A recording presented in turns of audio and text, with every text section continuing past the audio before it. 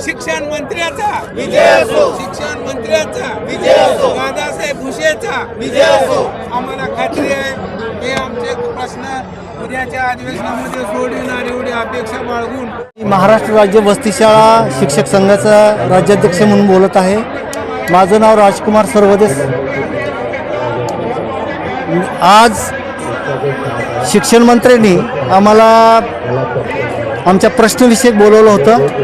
आमचा मुख्य प्रश्न आहे वाडी वस्ती तांडेपाडे या आदिवासी डोंगराळ दुर्गम भागामध्ये ज्ञानदानाचं पवित्र कार्य केलेल्या सेवेतील व सेवानिवृत्त 2001 पासून सेवेत कार्यरत असलेल्या वस्तीशाळा शिक्षकांना 1982ची जुनी पेन्शन, जुनी सेवा तसेच वरिष्ठ व निवड श्रेणीचे लाभ देण्यात यावेत.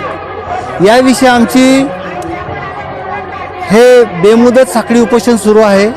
आमचे 1,500 ते 2,000 वस्तीशाळा शिक्षक बांधव आज रिटायर झालेत. कोण भाजी विकण्याचं काम करतोय, कोण रोजगाराचं काम करतोय, शेतीमध्ये काम करतोय, रोजंदारीचं वेठबिगारीचं काम करतोय. आज हालाकीचं जीवन जगत आहे आमचा बांधव. त्याच्यामुळे आमच्या डोळ्यामध्ये आश्रू आहे.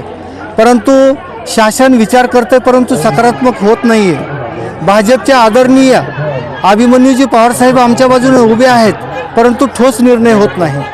परंतु आम्हाला अपेक्षा आहे आदरणीय सन्माननीय लोकनेते वस्तीशाळा शिक्षकांचे प्राण आदरणीय अभिमन्यूजी पवारसाहेब आमचा निर्णय करणार आहेत आणि आम्ही सर्व वस्तीशाळा शिक्षक हे सत्तेच्या बाजूने आहेत. भाजप सत्तेतील अजित पवार गट, शिंदे गट यांच्या बाजूने आहेत आम्ही आणि आम्हाला 100% खात्री आहे की सत्तेतील सरकार आमचं काम करणार आहे. त्यामुळे सत्तेतील सरकारला माझं एक विनंती वजा बोलणं आहे की आमच्या 8,665 वस्तीशाळा शिक्षकांना मागील सेवा व जुनी पेन्शन द्यावी एवढी नम्र विनंती. यानंतर आमचेच बांधव सेवानिवृत्त शिक्षक श्री उबाळे सर हे आपले मनोगत मांडतील. मी कालच्या 30 जुलैला सेवानिवृत्त झालो. माझी सेवा पगारी सेवा 10 वर्षे झाली. 11 वर्षे 3 महिने झाली. मी 2001चा आहे. 2001 पासून आम्ही सतत काम करत आलो. त्याच्यानंतर 1 मार्च 2014ला सेवेमध्ये कायम झालो, पूर्ण पगारी आलो. हे चालू असताना आता रिटायर झालो मी. मला 1 रुपया सुद्धा मिळाला नाही. NPS ही जी योजना आहे ती साफ खोटी NPS योजना आहे. 1800 रुपये काम मिळते. ज्या माणसाने ज्या शिक्षकाने 70,000 रुपये पगार घेऊन सेवेत काम केलं त्या माणसाला रिटायरचं फळ किती मिळतं? 1800 रुपये. 1800 रुपये हा कुठल्याच महिलेला रोजगार नाही. 1800पेक्षा जास्त आहे आणि असा महिलाचा सुद्धा रोजगार नाही. त्याच्यामुळं त्याच्या कुटुंबाची उपजीविका भागविण्यासाठी त्याला रस्त्यावर येऊन कुणाच्या तरी शोरूममध्ये, कुणाच्या तरी सोसायटीमध्ये झाडायचं पुसायचं काम करावं लागत आहे.